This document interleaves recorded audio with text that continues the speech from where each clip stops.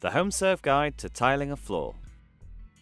Tiling a floor is a complicated, messy job, and there are a few simple mistakes that every novice makes. Before you start, watch How to Prepare for Tiling, then follow this simple Home Serve guide, and as long as you have half a day to spare, you can do a job even a professional would be proud of. Gear. Before you start, you'll need floor tiles, tile spacers, adhesive, chalk, a tile cutter, a notched spreader, a grout float, a damp sponge, and a clean cloth. Step 1. Set out the tiles.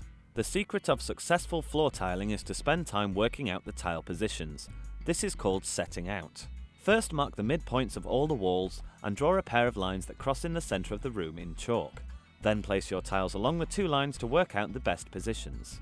It's worth adjusting their positions slightly to use as many whole tiles as possible, and you should always avoid having cut tiles along the wall that is seen as you walk into the room. Step 2. Apply adhesive.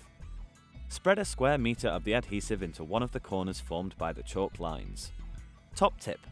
Always use a notched trowel or spreader so that the adhesive is spread in evenly sized ribbons across the floor. Step 3.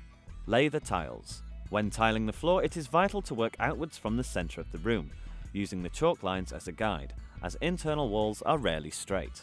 Start tiling, placing spaces between each tile, and continue until you have covered half the room with as many whole tiles as possible. Then start on the other side of the line. Step 4. Fill the gaps. Now fill in the gaps with cut tiles. Use a tile cutter to trim the tiles to size. Top tip. Before you cut, make sure you have allowed for the grouting gap between tiles. Step 5. Grout. Once the tiles have been left overnight to set, get your grouting gear at the ready. Using your grout float, spread the grout all over the tiles, making sure every joint is well filled. Before it dries, remove any excess grout with a sponge. And finally, leave it for a couple of hours to dry and polish with a cloth. What a result! Now you're ready to get going. Or if you prefer, give HomeServe a call and let us take care of it for you.